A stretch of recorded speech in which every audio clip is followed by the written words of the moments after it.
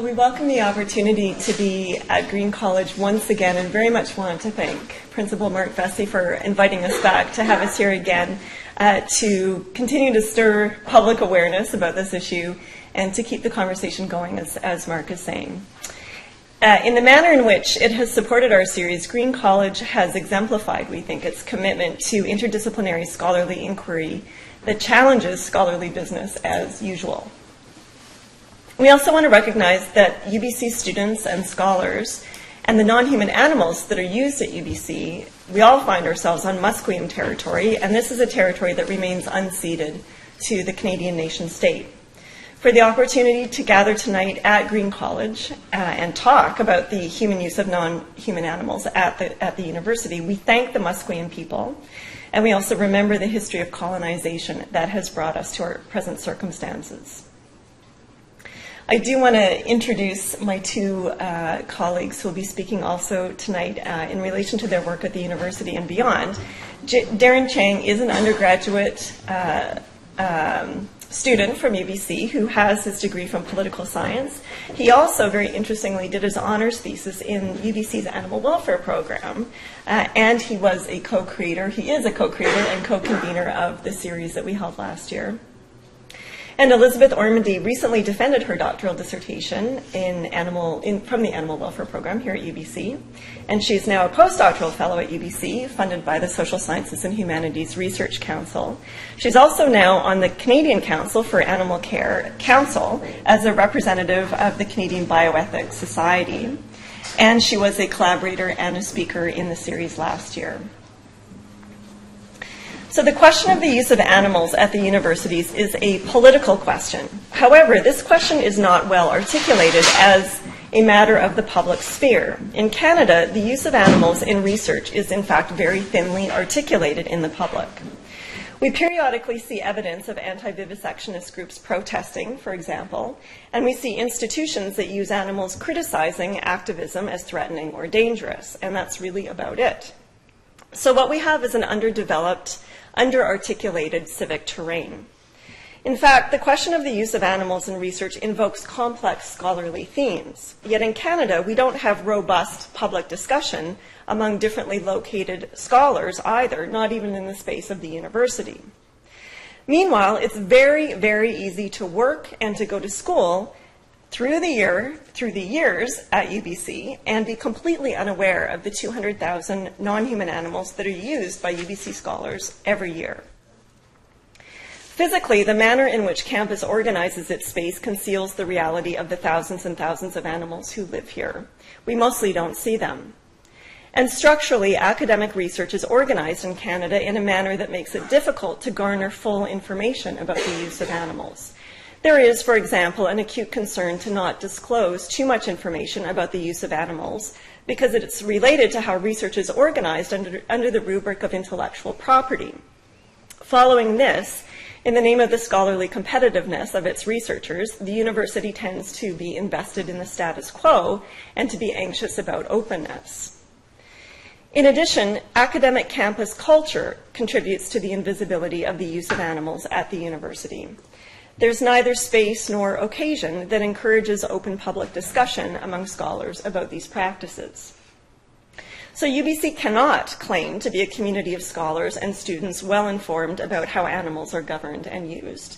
UBC has not been a place of accessible and circulating information or of open discussion and critical interrogation. Despite the many animals used here, it has been a place of widespread ignorance, in fact, and even silence about this use. Meanwhile, a bureaucratized network of daily practices continually reiterate and reproduce the status quo ways of using and governing animals. At the same time, UBC is a community of critical thinkers emanating from across the disciplines. We are a community of scholars who boast a range of types of expertise that can speak meaningfully to the question of the use and governance of animals.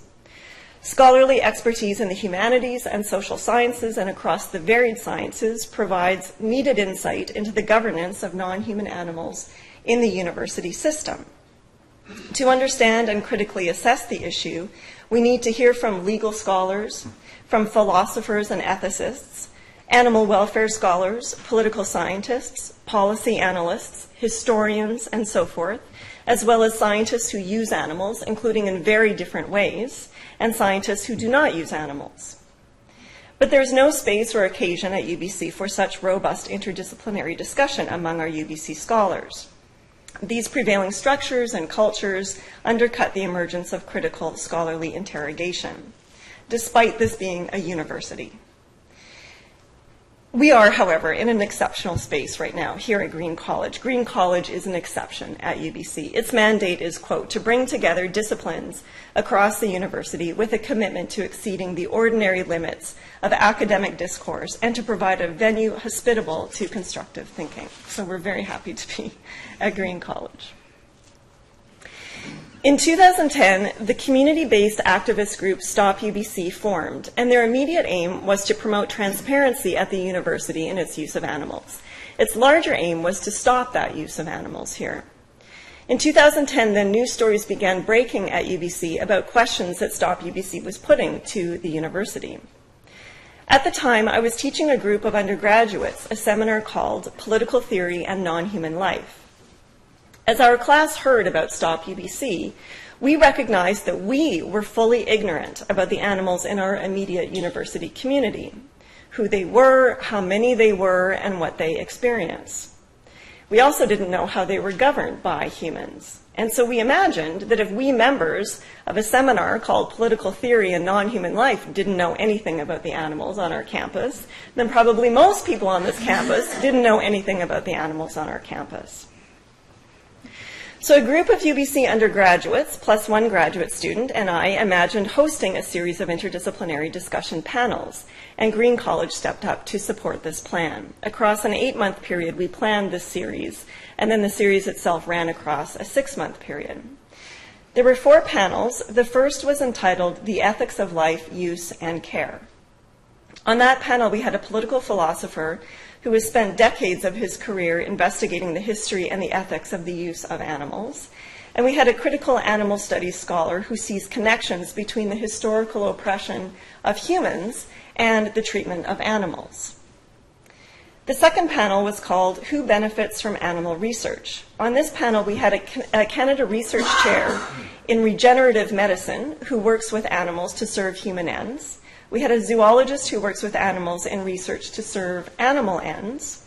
And we had a professor of obstetrics and gynecology who focuses on women's cancers and who has also contributed to the development of non-animal research methods.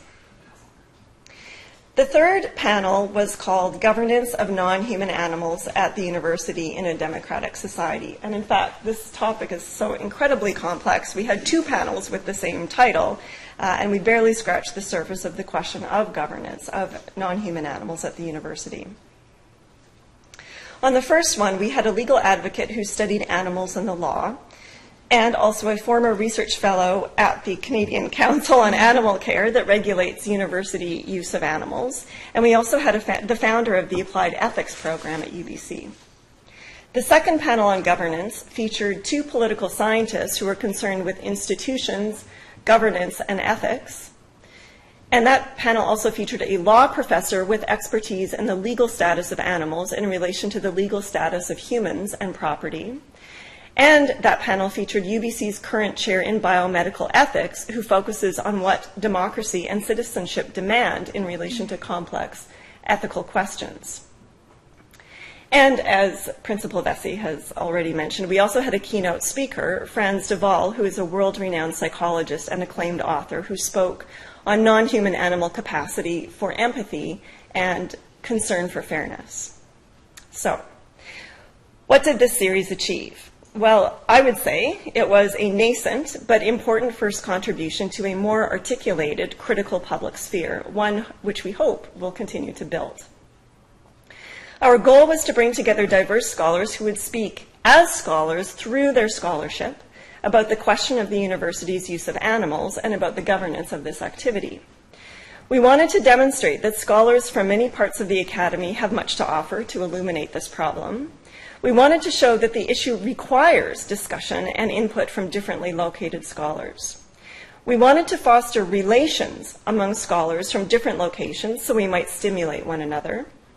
We wanted to show that to think adequately about ethics and history and governance, we need to hear from scholars whose expertise is in ethics and history and governance rather than in specific fields of science. We wanted to show that scientists may want more freedom to speak publicly about their research as a contribution to the public good.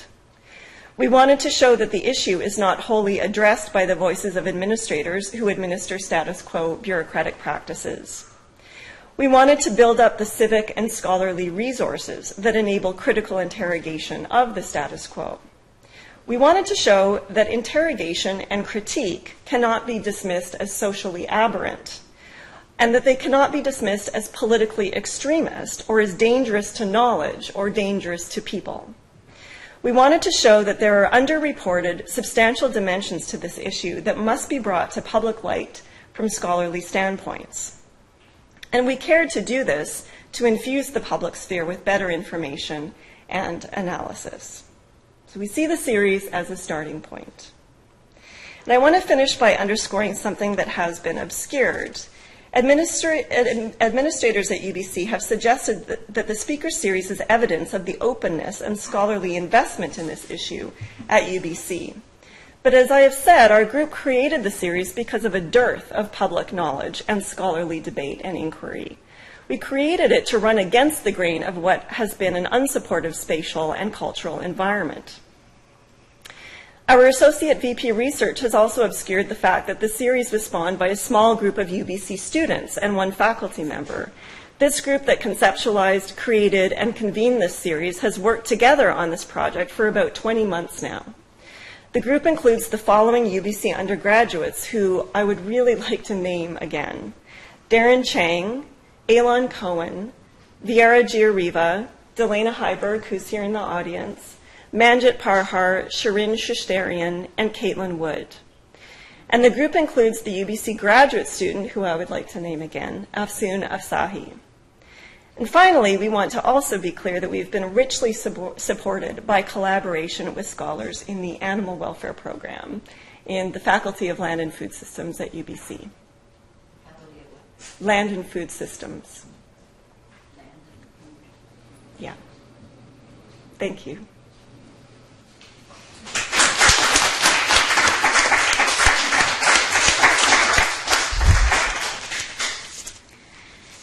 So I guess I'll start. As an animal welfare and ethics researcher who has recently delved into the world of animal welfare policy, the Bringing the Collective Together lecture series at Green College was pretty inspiring to me.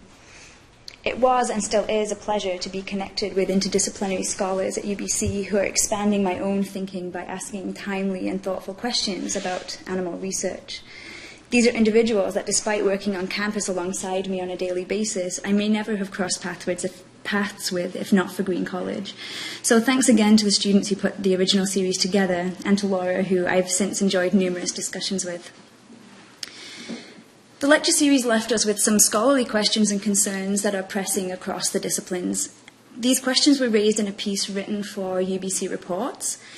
However, that piece only appeared in the online version and as part of a newly created UBC Letters section, so some of the key questions are worth repeating here. How well does the current governance of animal research resonate with democratic values? In what ways does Canadian governance of animal research compare to other approaches in other liberal democratic countries? Why does Canada, unlike other countries, lack an independent public body that studies the welfare of animals in laboratories? Does Canada's system for funding research channel researchers toward the use of animals, and is this sometimes for reasons other than social benefit? Does the system encourage the development of non-animal methods? What are the social and individual benefits and costs of current research on animals? What exactly do the 200,000 animals who get used yearly at UBC experience? And do we, or can we, fully know? In Canada, the experts who assess proposed research on animals are peer researchers who themselves use animals. In institutionalizing actors as the judge of their own cause, are the checks and balances of legitimate government not corrupted? To speak to some of these questions, as well as other issues, I'd like to talk about three distinct things. First, the current transition in national governance of animal research, teaching and testing. Second, how the perspectives of research technicians and animal care staff in animal policy development are perhaps being underplayed in the current system. And third, some of the future projects that are lined up to tackle some of the issues raised at the original Green College event. First, let me talk about the national governance. Not being able to represent CCAC as an individual, last Friday I spoke with Dr. Norman Willis, the Executive Director for the Canadian Council on Animal Care, or CCAC. They are the organisation responsible for the governance of animal research, teaching and testing in Canada. And I told him that I would be delivering this talk this evening and gave him the opportunity to write some key points that I could include. And he states the following. Recent changes to the funding structure require the CCAC to develop a new business plan. Over the course of the next year, the CCAC will conduct extensive consultations with all of its stakeholders, including the Canadian public. The CCAC will seize this opportunity to update its understanding of the current state of changing views of Canadian society on the ethical use of animals in science. The mission of the CCAC is to safeguard the welfare of animals in science through the oversight of their ethical use in research, teaching and testing. Through this process, the CCAC will redefine its future programme for the development of internationally recognised standards and for the certification of their implementation in a way which recognises and respects the contribution that animal welfare makes to high-quality science. At the conclusion of the year, these understandings will be incorporated into a new comprehensive business plan for the CCAC, which will revitalise the future direction and performance of an organisation which will, on behalf of the Canadian people, safeguard the welfare of animals in science. So those are words from Dr. Willis, who is committed to conducting meaningful public engagement regarding the use of animals in research, so that the diversity of social views can be acknowledged and taken into account when developing new policy. To do this, he is keen to draw on expertise from scholars who are experienced in public engagement methods. And I think this is a refreshing perspective. To me, this highlights the importance of interdisciplinary discussions about animal research and how to bring animal research into the public sphere so that collectively we can develop and maintain an ethical governance system in a democratic society.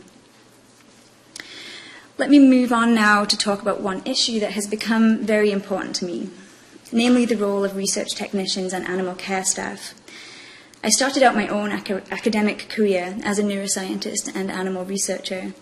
I have also been a caregiver for animal subjects in research. And this gives me first-hand appreciation of the relationships that research technicians and animal care staff develop with the animals they work with day to day. These individuals are responsible for ensuring that animal welfare is protected wherever possible within the limits of animal research. However, they are currently not part of policy development processes. It is my opinion that a key perspective from within the scientific community is being underplayed or missed altogether by not involving research technicians and animal care staff as members of the subcommittees that develop national guidelines on the care and use of animals in research. I'll leave that topic for now, but Darren is going to pick up on that theme in his talk. Finally, there are several irons in the fire regarding scholarly efforts to move forward in some important areas regarding animal research and public engagement. First, my own postdoctoral research that is supported by SSHRC, the Social Sciences and Humanities Research Council, and the UBC Animal Welfare Programme, will include stakeholder focus groups to discuss the issue of public engagement in animal research. Second, there are solid plans to move forward with an expert forum. Currently, we are waiting to hear back from CIHR, the Canadian Institutes for Health Research, about whether we will receive extra funding for that. The forum aims to bring together international experts in the governance of animal research to talk about how different jurisdictions involve the public, if at all, in issues related to animal research. The aim is to learn from each other what works and what doesn't, and how Canada might develop better public engagement efforts in light of progress that has been made in other liberal democratic societies. Finally, there are plans to explore specific case studies that will focus on public engagement on areas of animal research that are quickly changing.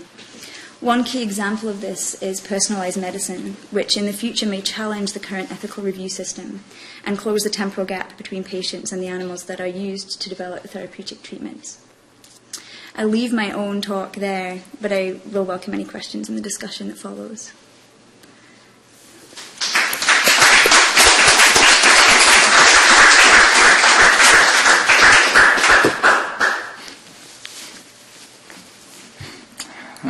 All right.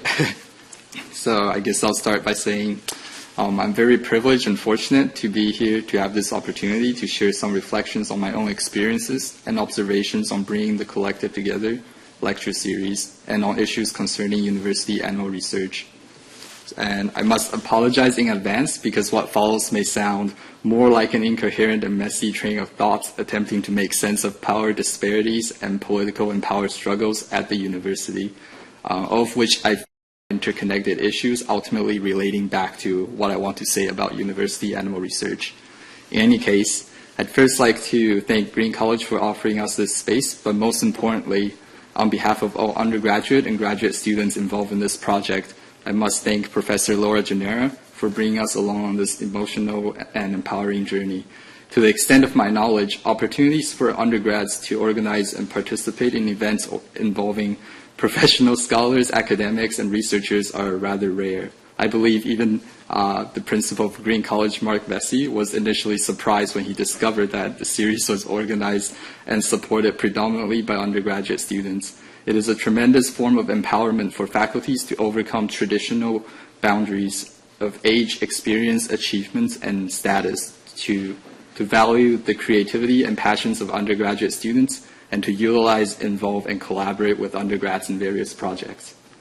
Such undertakings should be highly encouraged, not to mention that most of the time undergrads are also cheap labor or overly enthusiastic volunteers.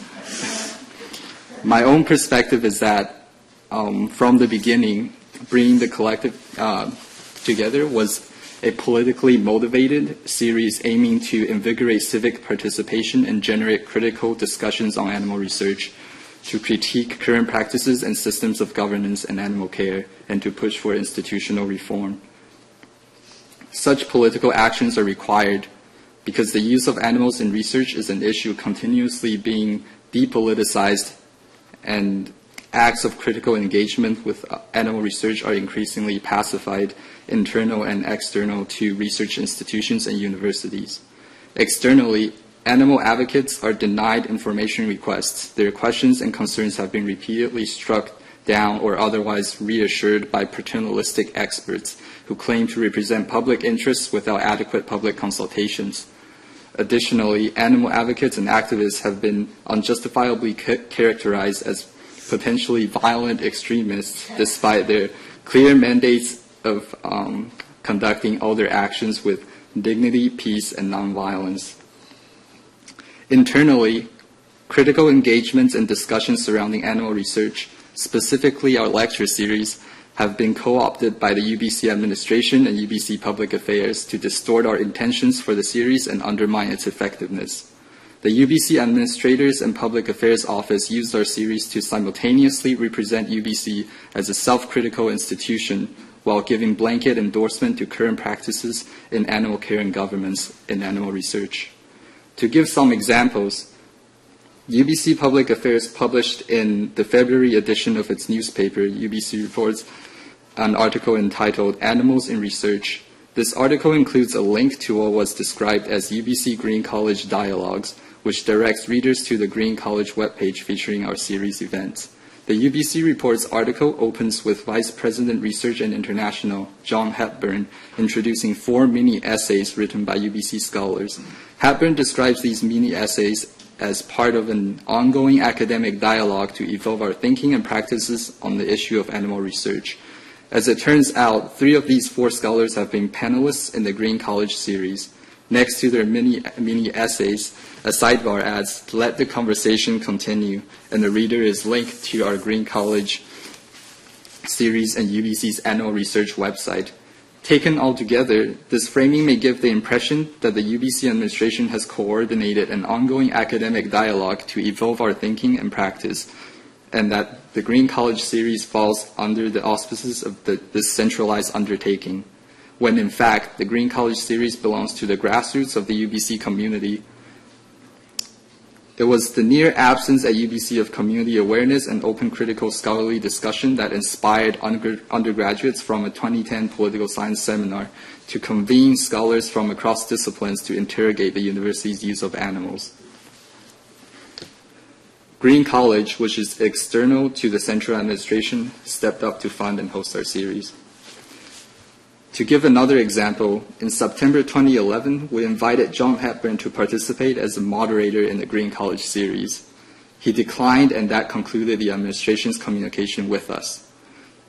Nevertheless, in an interview with the CBC Radio in June 2012, Hepburn's Associate Vice President of Research, Helen Bird, reported that we at UBC have undertaken public dialogue about animal use through the Green College Scholarly Series. In saying this, Bird conveniently situates herself among the students and scholars engaged critically with animal research, and yet, in response to a letter written by us in the June issue of UBC Reports, where we posed the key questions about the adequacy of current governance that you've already heard from Elisabeth earlier, Bird sets aside the challenging questions and defends the current practices and the status quo instead. I consider the actions taken by the UBC administration and Public Affairs Office in handling internal and external discontent with the university's management of animal research to be forms of systematic disempowerment, seeking to reduce the effectiveness of critical challenges. Having experienced the attempts of disempowerment in both the internal and external spheres has made me more aware of and concerned about other forms of disempowerment that are much more pertinent to animal research and much more serious than having one's work appropriated. And so leading on to my next topic, who speaks for animals, or in our particular focus, who speaks for lab animals subjected to painful, invasive experiments, has become a pressing question. You've already heard from Elisabeth, who suggested that perhaps animal caregivers or lab technicians responsible for the care of lab animals could be the animals' best representatives, given their close relations to the animals and their knowledge and expertise in animal care. And they should play a bigger role in the decision-making process of animal research approval. But how do we ensure that even if the lab technicians' voices are heard, that they could effectively influence and challenge other expert scientists and researchers or principal investigators of research, given the unequal power dynamics between them? Perhaps a safe space for lab technicians and the students they supervise, like some sort of a forum, should be created to allow them to constructively identify, deliberate, and reflect on problems that they see in the labs. And how do we empower animals? More recently, political theorists like Will Kimlicka has suggested the idea that perhaps we could find ways to include animals into our civic communities and make them citizens. And working closely with the Animal Welfare Program and learning more about animal welfare science has made me realize that by combining different ways that humans communicate with animals, there are ways perhaps that we could do this more effectively. So, for example, animal scientists and welfare scientists conduct animal experiments that they call preference tests. An example of this is to see, I guess a common example is to see whether cows, dairy cows, prefer going out onto the pastures or staying indoors. And so they would give these options to the animals to see what they prefer and, record the data. And that kind of got me thinking whether we do preference tests with humans. And I realized we do preference tests with humans all the time, except when we do it with humans, we call it public engagement or public consultation or, surveys in general. So I think a way for us to move beyond, I guess, the current, I guess a way for us to recognize animals as having a higher political status is to take their preferences more seriously, and instead of calling them the experiments preference tests, we could call them animal consultations instead. Anyways, so I will end by just taking a line from the UBC Public Affairs and just say we should just let the conversation continue until 6:30-ish. Yeah. Thank you.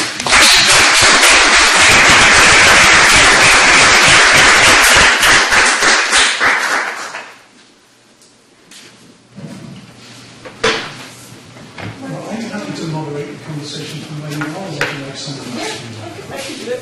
Okay. Well, I'm just astounded at the number of animals that you've said are used each year, and I just wonder what the breakdown is. Is it mostly medical research, or is it, and what kinds of animals? Is there any specifics here? I don't know the specific breakdown, David, do you know? Medical is by far the Like 70%? 70%. Would it be half of the total? Or more than half. The species by far the most common are mice, fish, and rats. Those would represent typically 90%, 95% of animals used. Typically in research are mice, rats, and fish. Is that because they're the most like? Is that because they're the most like human beings? Or how do you Probably, distinguish between animals? probably because they are the smallest and cheapest. Yes. No consideration for the health of the patient. Well, So we model disease. We model diseases in animals, and then apply it to humans, and then we think they're curing humans. This is absurd. That's totally insane.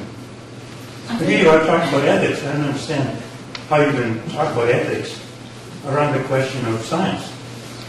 There is no such thing as an adequate animal model. It's fraud. It's fraud. Yeah, so that is definitely one of the positions that's out there, that animals are not adequate models for human health. That should be the whole crux of our argument. So there's a question right behind you. Well, I guess it's kind of in line with this to a certain extent, which is, in the lack of a good alternative is, in a sense, like no alternative at all. I mean, changing hearts and minds only occurs when there is some sort of alternative to which we can turn to or develop. Is there any discussion about this? I mean, I know there is some talk about kind of toning down some of the research on animals, but what's the replacement? Like, is there an alternative, or is this basically what we're stuck with? Mm-hmm. I think there is kind of a movement towards implementation of alternatives, meaning replacement alternatives, reduction and refinement, so the pillars of the 3 R's. And so there are international groups dedicated to establishing like non-animal models, for example, or refining procedures. A lot of that comes from Europe. Like there's the ECVAM, the European either Council or Commission for the Validation of Alternative Methods. I think that's what it stands for. But there's also some kind of I don't know, because there's sometimes some kind of pushback to that too, right? Like, so especially not for basic research, but for the testing of products, so regulatory testing. In the United States, you're required to test in 2 non-human animal species just by, I don't want to say by law, but the regulation is that you must test for safety in 2 different a rodent and a non-rodent species. And so there's kind of, there are political barriers to the implementation of alternatives once they've been developed. So I think there are some definite political barriers, even though good work is being done in terms of development of non-animal models especially. So in fact, sorry, just one moment, please. In fact, what I have to say to you. I'm quite fine with what you have to say. I'm just speaking right now. In fact, though there's theoretically governing the use of animals in Canada this principle of the 3 Rs, which includes replacement and reduction, the use of animals globally, and I believe in Canada, is actually increasing. There are more animals being used over time. So we've kind of got this theoretical framework that's masking the actual material reality that's beneath it. And so as a question about governance, we need to ask, what are we doing in our governance system, how we fund research, how we approve research, that doesn't seem to be matching the theoretical principles that we're living by. I don't have an answer to that, but to me that's a profoundly pressing question. And I would just add, anecdotally, I've heard stories of how talks of alternatives within the scientific community is more of a taboo, that people don't really talk about these things, and whenever you mention alternatives to animal models, you're not really taken very seriously. So that is like an issue, I guess. Does that do kind of like the history that testing with animals has already kind of built up, different successes or failures or whatever, and so any alternative doesn't have that same sort of comparative history to draw from? Is that... Yeah, I think there's a certain kind of sense that using animals as your model is somehow the gold standard. I think that might be a slightly dangerous perspective, because you might be missing out on really good things that surpass this so-called gold standard, right? But I think that there's like an entrenched attitude that using animals is the best thing. Isn't it a waste of time and money to make animals sick and then try to cure them and apply it to human beings? It's not logical. It doesn't waste time and money, and does not actually prevent a cure from the patient, because he's relying on experiments on rats, which may or may not be relevant. I think there are instances, I think, where that is a waste of time and money. I think there are instances where perhaps you're right, and you are right, but I don't think it's in every case. Where is the proof? Where is the evidence that animal research benefits human beings? British Medical Journal, 2004, says much animal research into potential treatments for human use is wasted. Much, but not all. Poorly conducted and not evaluated through systematic reviews. But these systematic reviews say that animal research is totally useless. Well, and this is a contested issue. How much use of animals does directly translate to support for humans, and how much does not? And how much does it contribute to disease and disasters, pharmaceutical disasters, where thousands of people are killed? So I'm just going to ask you to hold your questions for now, so we can get questions from other people from the audience. Are there others who would like to join in, or just with comments, not necessarily questions?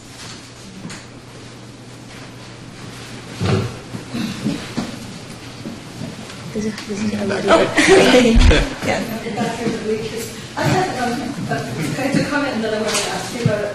I had a friend who was studying hummingbirds, and I went to see the lab one day, and he said that hummingbirds only lasted a couple of days because he brought them to the lab and they weren't fresh. And he was studying cognitive behavior in hummingbirds when they went to eat things.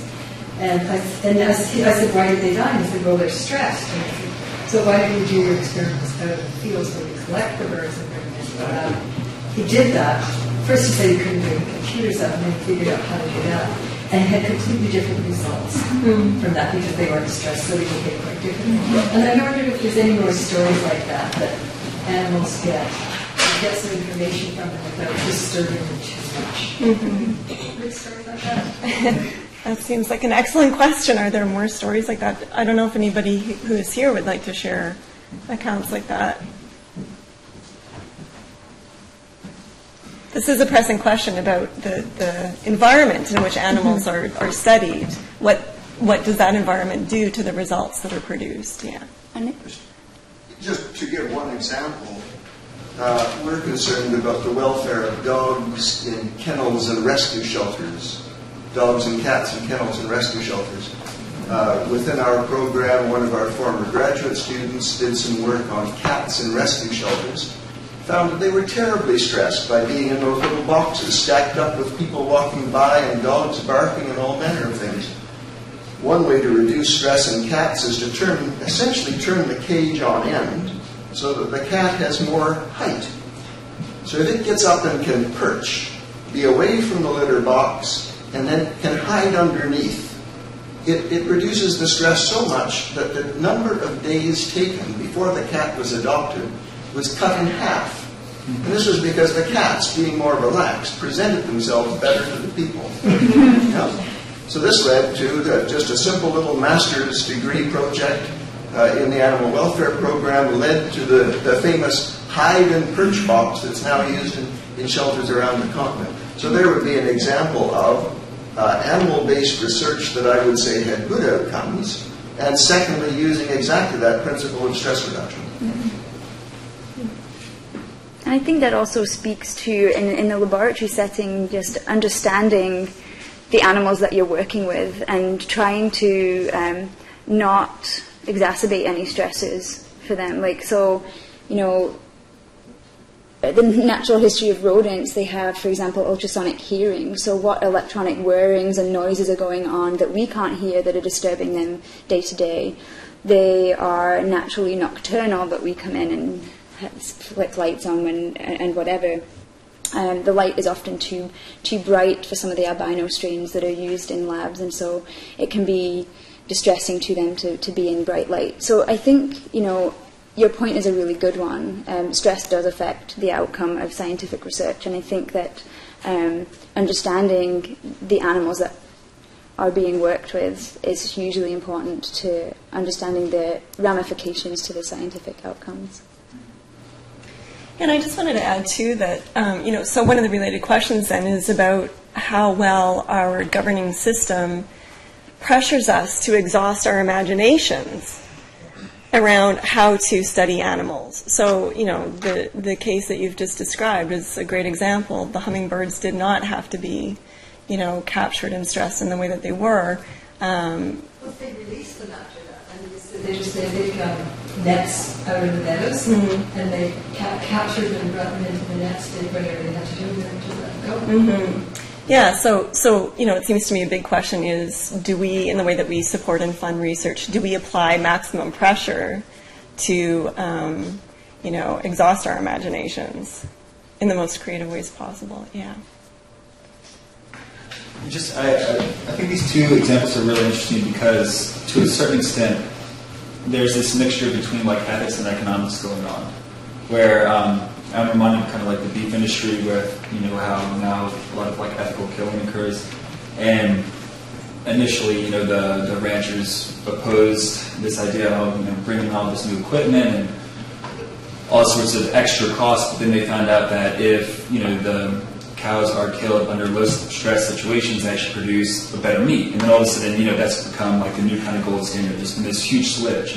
And it wasn't for ethical issues. It's because they were giving a better product. And in a similar situation, if we apply that same sort of mentality to scientific research with the hummingbirds, I mean, it's amazing that, you know, yes, this is good for the hummingbirds, but at the same time, it's producing better scientific results. In the sense, there's a higher yield to that sort of economic situation. And it seems like that seems to be, to a certain extent, what underlies most of this is, does it produce better scientific results, or in economic terms, does it provide, you know, a better yield for the amount of effort and everything else, labor that they have to put in to it.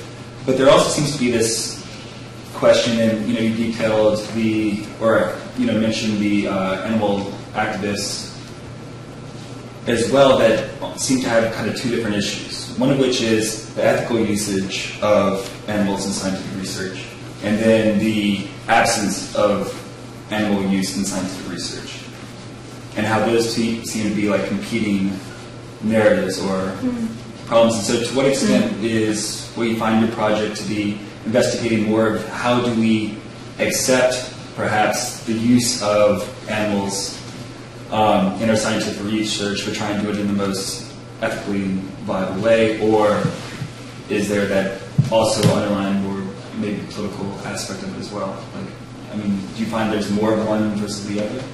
So are you asking about the tension between reform and abolition of use of animals? Yeah. So I don't know amongst political activists how that balance would play out. I don't know, Darren, if you have anything to say about that.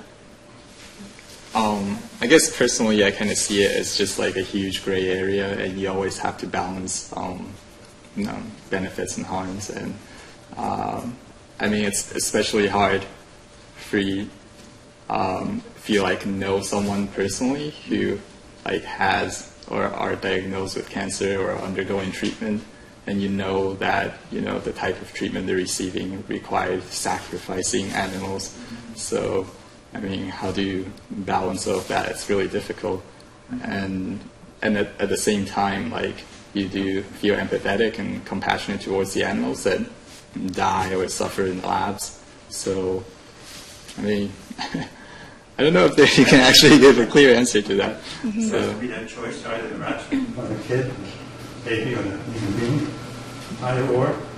No, you're saying the cures actually come from these. But I think we could start to reimagine the relationships between humans and animals, even in tough cases like this. So for what Elisabeth is interested in doing, like personalized medicine, actually could you briefly describe the kind of process that would take place? So what's being proposed, I think, in areas of personalized medicine is that a patient would theoretically come to a clinic with some kind of tumor. It would be cancer patients. The tumor would be sampled, biopsied, put into animal hosts, and then cocktails of treatment would be used for the animals, and whichever animals responded better, that treatment would then be given to the human patient. So in that sense, the ethical trade-off is really apparent, and yeah, and I guess what I wanted to say about that is you could start to imagine what that might be like from the patient's perspective, to what it would be like if the patient actually met these animals that are supposed to die for their cure, and suppose some of them actually received a better treatment and go on to live. Like, would this person maybe adopt these animals and put them in like a nice living retirement home of some sort for the rest of their lives? I mean, how it fundamentally changes how we relate to animals, even in situations where we realize we might have to kill them. Right. So, yeah. But that's the whole point. Shouldn't we be actually driving this point home that no cures can come from this kind of research? It's redundant.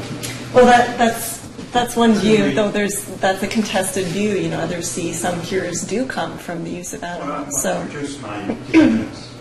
I don't see any evidence for that. I have a book here, 1,000 documents. Well, I think even the evidence, there's contestation around the collection of evidence about that point. There's a whole lot of doctors against what animal researchers say, and you're taking the side of the animal researchers.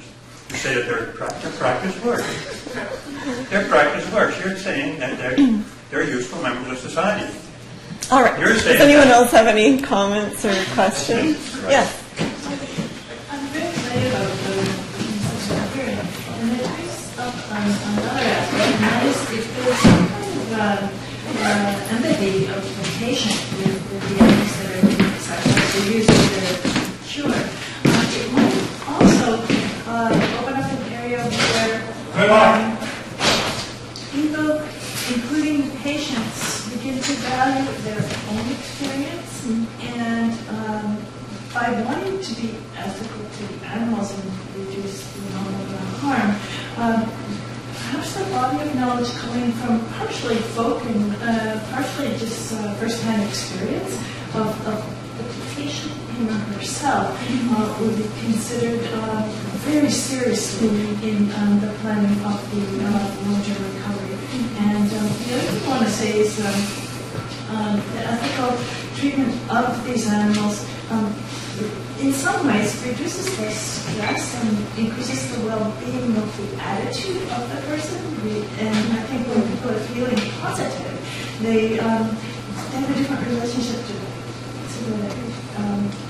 the disease, and they might actually be fomenting their own healing by looking outside themselves about people living kosher. And I also think of families who live maybe more rurally and really love their chickens and mentioned in Virginia, and how that changes the way the children think about it. And thank you for opening up the possibility for me to even think about it and say I think an important part moving forward of community engagement and citizen engagement in animal research is to specifically target patient advisory groups and patient groups. I don't know whether it's specifically been done on the animal issue before. It's not something I have knowledge about, but it was drawn to my attention because of the personalized medicine issue.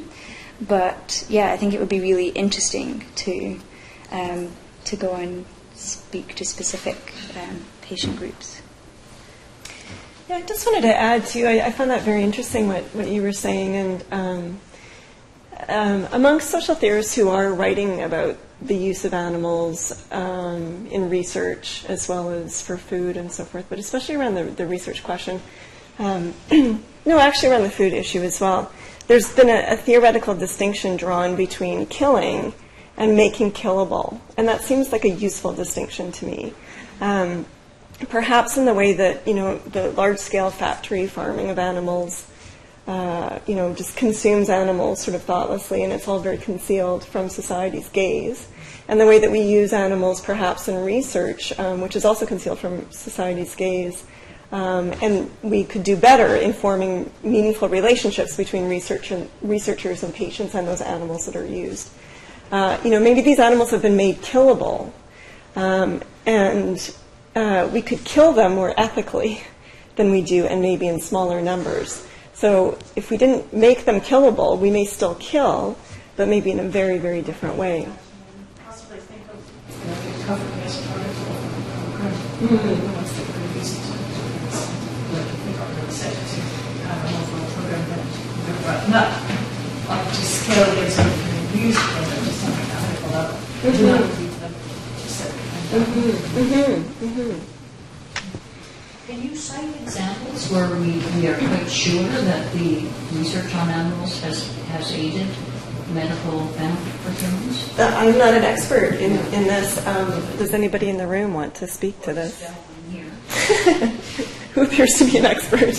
Well, okay, just one example.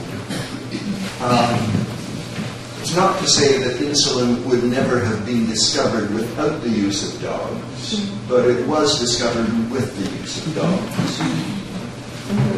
And then for a long time, the insulin was available to human patients, came from animals. Now it's possible to create the insulin in a different way. But the animals played a role, historically, they played a role in that process. Now it's not to say that it was an essential role, but the way history unfolded, you can't tell the history of the discovery of insulin without the dogs. And this is, I think, one of the reasons that having critical histories of the use of animals is so valuable, because we can't imagine an alternate universe in which we could have seen how things would have unfolded in a counterfactual way. But critical historians can show us how we came into these practices that we have today, and moments in the course of the history where we had alternatives, and we chose one path as opposed to another path, and then that sent us down a path of practices that we then keep reproducing. But maybe we never had to go down that path in the first place. So it seems valuable to me to get historians involved. But isn't there more consciousness now about humane treatment of animals than there was in the past? I mean, isn't there improvement in a very general? You're not so sure about that. I don't know. Difficult question.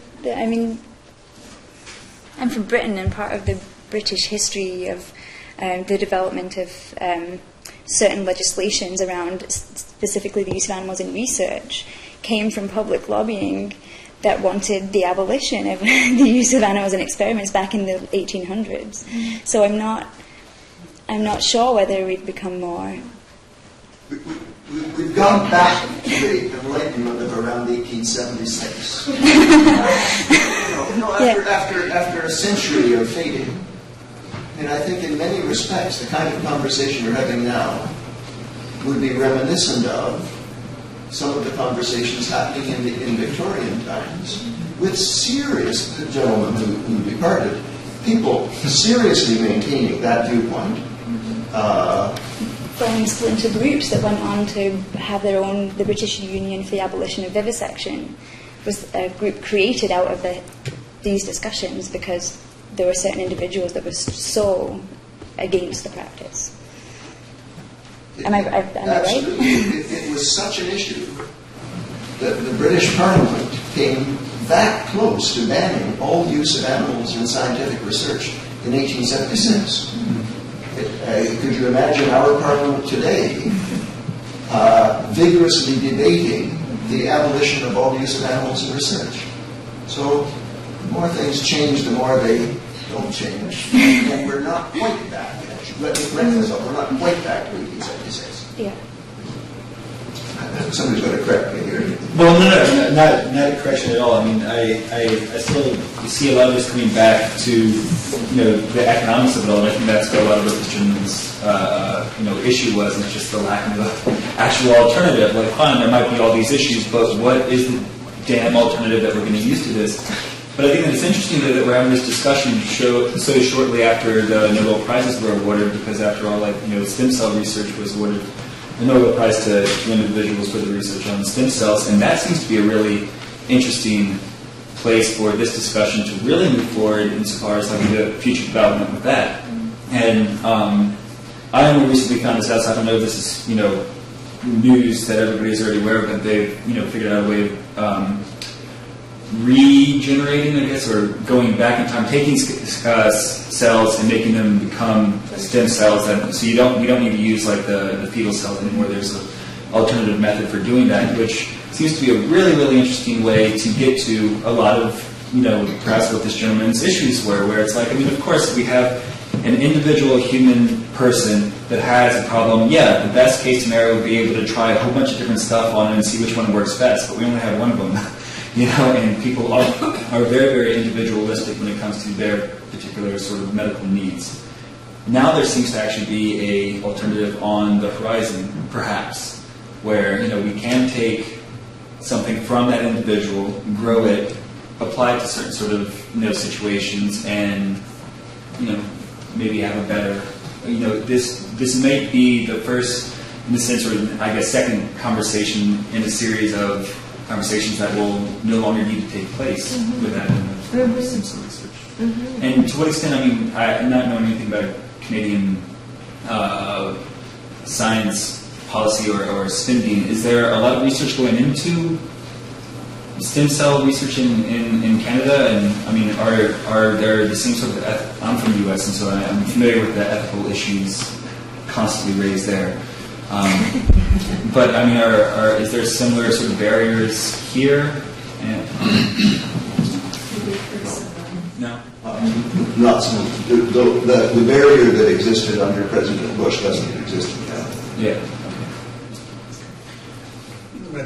So I was going to riff off the earlier statement about how beef are currently slaughtered and how that innovation came from Temple Grandin, who was a person who was on the autism spectrum, and how previously, if we want to talk about the history of people listening to people, how people on the autism spectrum were often perceived as stupid, idiots, and left to rot in the education system. And then somebody took the time to listen to Temple Grandin, this one person who was actually brilliant and who actually cared.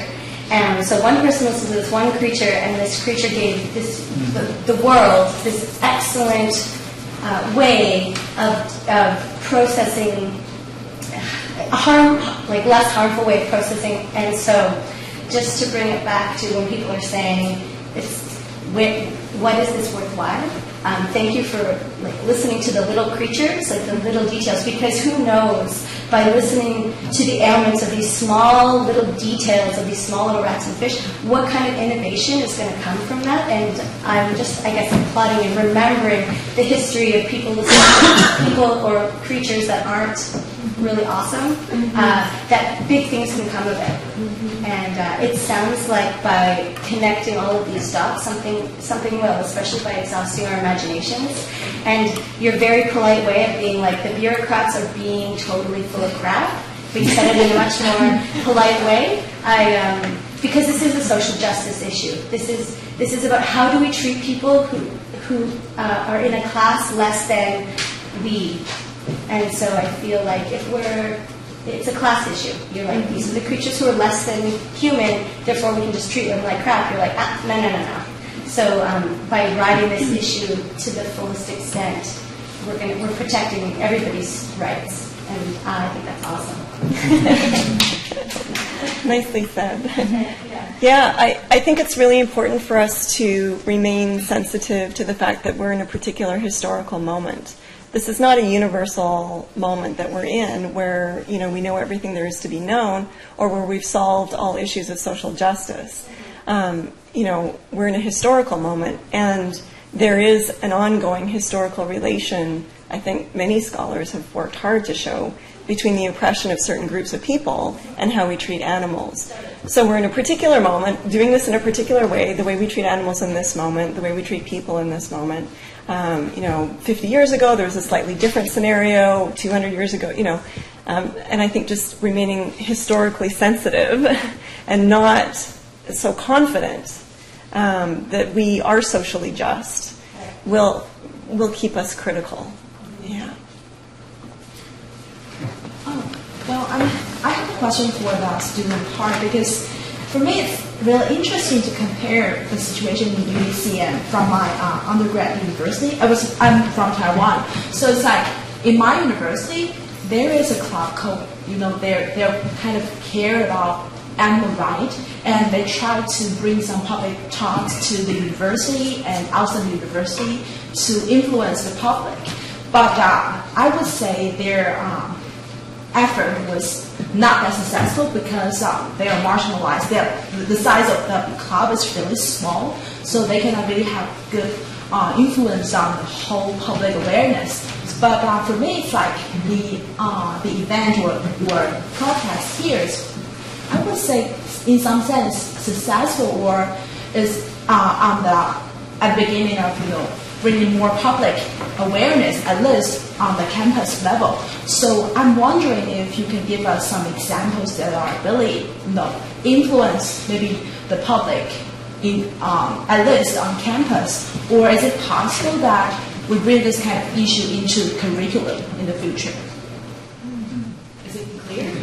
Yeah, it's quite clear actually. I'm also from Taiwan, but anyways, and last year I was the president of apparently the first animal rights club at UBC. So, and it's still there. It still exists. It's not as effective right now because I think we all run into the same issues of marginalization and the popularity of the issues and the number of people who actually care about the issues. But the part you said about curriculum, I think that is very important, because what inspires students to start the clubs and get involved with this project in the first place was precisely because we all took this class on political theory and non-human life taught by Professor Janara, and I think that kind of, influenced us greatly and inspired us to actually do some advocacy and activist work and try to affect change. As far as successful events go, I think this actually relates really well to another thing we wanted to mention is what is the role of academics in activism, in animal activism. And I think it has been, who was it that mentioned perhaps I guess the most important role for academics in activism, as this person suggested, was to legitimize the issues, because the way that the media tends to portray activists is to kind of portray them as like, crazy extremist outsiders who are just, holding signs and protesting. But to have academics to back them up and say that this is actually an important issue that we need to talk about, I think those are kind of what drives the success of certain movements. Although I wouldn't say like it relies too heavily on academics to do that type of work, because there are a lot of other influential activists who are outside of academia and who are also successful within their own communities. But I guess there definitely needs to be a lot more collaborations within and external to the universities. And I think that is why interdisciplinary work is so important. I don't know if that answers your question adequately. Darren, could I follow up on that point that you just made in relation to interdisciplinarity, and really looping back to the conversation that we had in that classroom in Buchanan 18 months ago, or whenever it was, when I was indeed somewhat surprised to find that this group of undergraduates was partly driving the application that the college had seen for this series. And I raised the question that apart from the poli-sci students, who were clearly interested in exploring this, what other kinds of disciplinary buy-in, whether among undergraduates or graduate students, would be possible? What sorts of conversations were you having with your counterparts working in scientific fields more or less applied? And here I guess the distinction between undergraduate and graduate comes to have a certain salience in as much as there's a stage of professional commitment in certain applied sciences where people have to take positions and decisions. I cannot fail to be conscious that there are lots of students engaged in research involving animals at UBC who might, for various reasons, feel reluctant to join in conversations like this one, even if they were living at Green College. And I'm just wondering, since I've not done any useful field work myself on these topics, what you have learned in the course of this project, really with a view to how better to manage or to facilitate that further conversation going forwards. While we would agree that interdisciplinary conversation would by and large be a good thing, I'm assuming there continue to be some particular challenges and even resistances here of an institutional nature in part. I would be interested to know what your insights are to date on how to address those problems of interdisciplinarity. Is that an entire question directly? Intimidated. Probably others would have.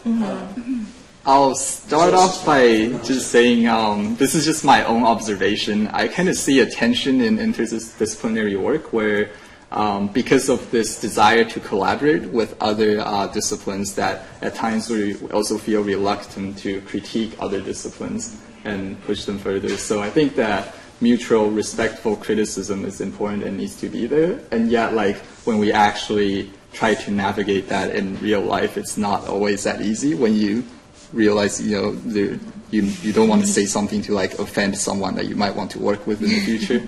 So that is like a very real tension and kind of a struggle that I see. So I'm not sure how to address something like that, but at least just being aware of it, I think it's important. Anything to add? Yeah, I actually wanted to, I think a bunch of us have a bunch of things to say about this probably. I wanted to add that with Vera Giariva, who is one of our co-creators of the series, I was in Kingston a couple of weekends ago at a workshop about animals and ethics. And there was a very interesting workshop moment which involved some science students and also scholars from a variety of universities around Canada. And it seemed quite clear to me that the discussion there was about how graduate students who work in fields where animals are used feel enormous pressure to not speak and to not engage in just interrogation about possibilities. One scholar activist from another university said that at her university they found it enormously productive to talk to science students who are undergraduates because they are much freer to engage in conversation and they really want to. undergraduates. Vera, I don't know if you want to add to any of that. In what respect? Just do you remember anything else about that conversation that you'd like to add? The one thing that I remember was also the gentleman to our right who was actually, he worked in the sciences, but he also said he did tutoring. And he said that actually when he tutored students and whenever he asked them about their biology 12 classes and what are you doing, that often many of the students at the high school level were actually reluctant to use animals and would choose, if there was an alternative that was provided, like a CD or something where you could do it online, they would often choose that. And that it really does seem to be that the higher up you go, the less that discussion is present and the less options you have available to you. So yeah, better more than young, I guess. Is the theme. I'm from the University of Saskatchewan. I was visiting here and I was in college. But we've been looking at the rhetoric of animal testing over the last few years. And I do teach undergraduates, and I challenge them to, have a debate. On one side they have David Suzuki, on the other side they have W.H. New from 1929, who's arguing that yes, it's all right to boil dogs because he boiled himself and he thought the dog was hurting himself. But so by looking at the rhetoric, I think it's just as valuable as it's a way to deconstruct them, to show people where these ideas have come from, and that I think, along with your idea that science and history need to be linked together, I think the language analysis is helpful as well. But I do find my first-year students are absolutely resistant to the idea of not using animals. I have a very hard time. I usually have about 3 every year who will argue for the 3 R's, and the rest will say it's absolutely necessary. What field are you in? I teach English. Yes. Okay. As a political theorist, I invest a lot of energy in doing discourse analysis, actually, because, language is one of our key media for making our world what it is. And I couldn't agree more that we must pay attention to how we are creating this reality through the certain kinds of concepts and language that we circulate. Yeah. One thing I didn't find they have trouble is finding articles about it. That I send them off to do research essays, and I think maybe the literature that's out there helps persuade them that it's all right.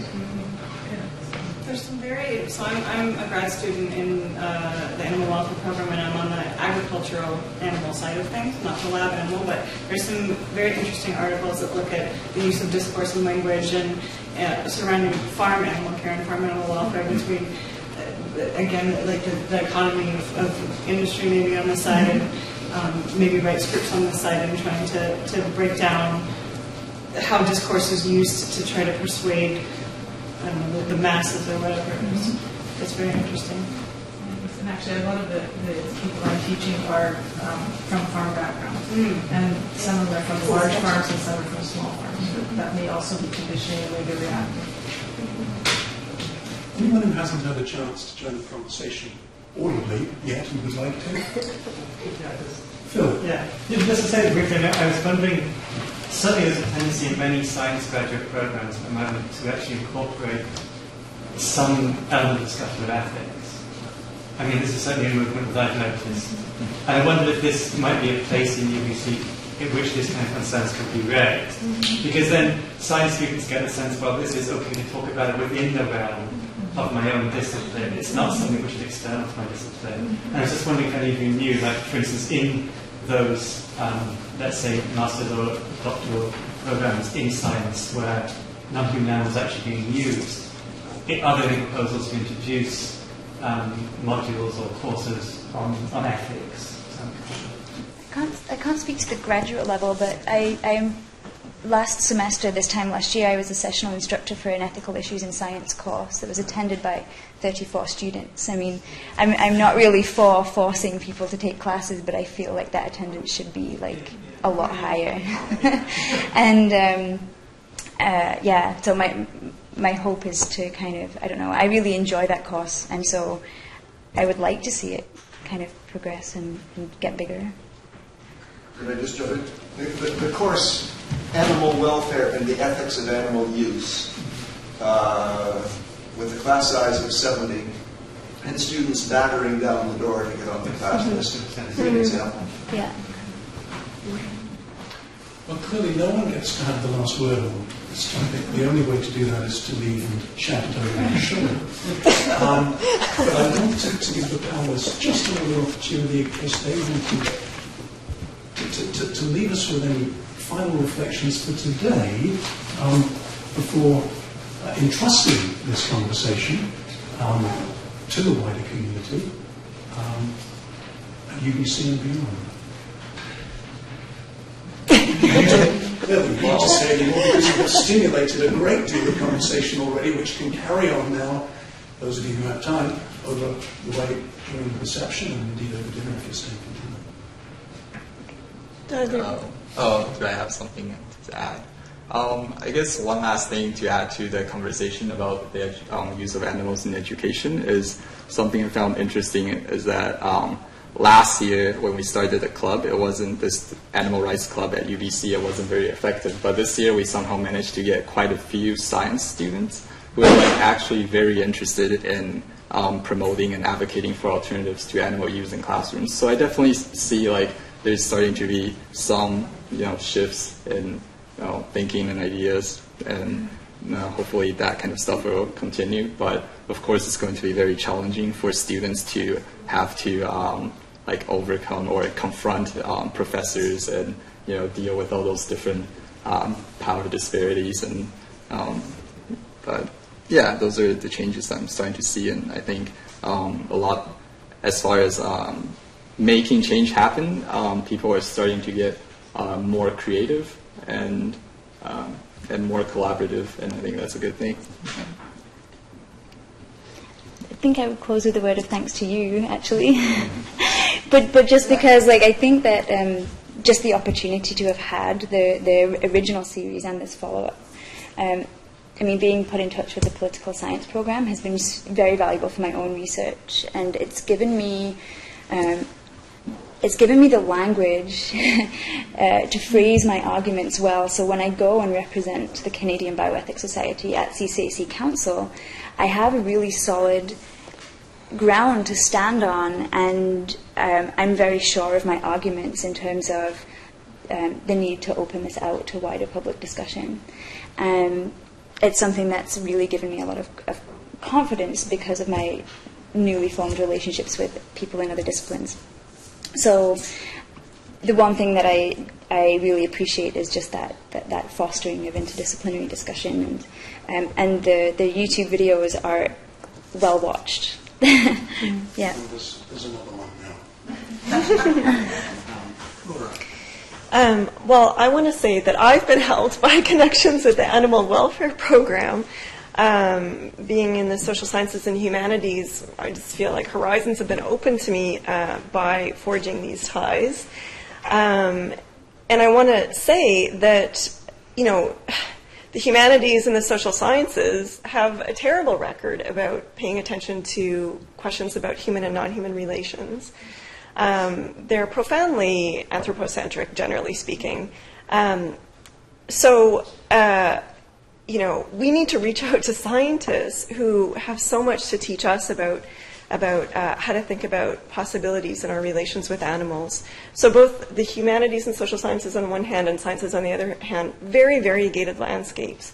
And I just want to say again to everyone here, you've just demonstrated that we need to bring people from all these different scholarly standpoints together to have these conversations, because there's so much that can be meaningfully contributed from all these different standpoints. You've just illustrated that again today, so thank you. And thank you, Green College. Well, this gives me a chance to express on behalf of those people who expressed appreciation to me last year in the course of your series, that appreciation to you. And what many of them made it clear to me they most appreciated was the willingness of yourselves and the other colleagues who were involved both on the panels and throughout the discussion to allow the full difficulty of this set of issues to appear. To be ready to admit that in many respects we weren't much further on than we were in 1879, that there weren't any easy answers whichever way you looked at it.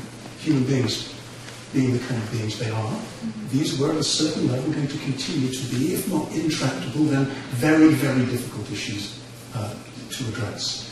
And I think that, if one wanted to put it in a nutshell, what I sensed from people going away was a certain, if not relief, then at least a measure of confidence that if that difficulty could at least be appreciated, that was something already.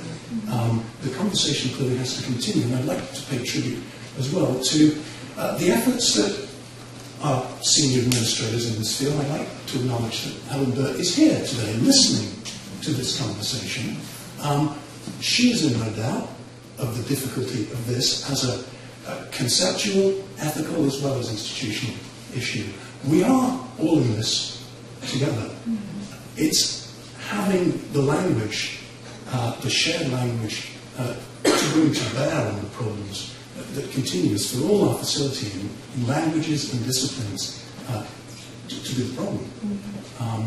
So for the incremental assistance that you and others have provided in this respect, on behalf of everyone who's been party to the conversation so far, much thanks. But clearly, we're not drawing any kind of line today. Thank you all. Thank you everyone.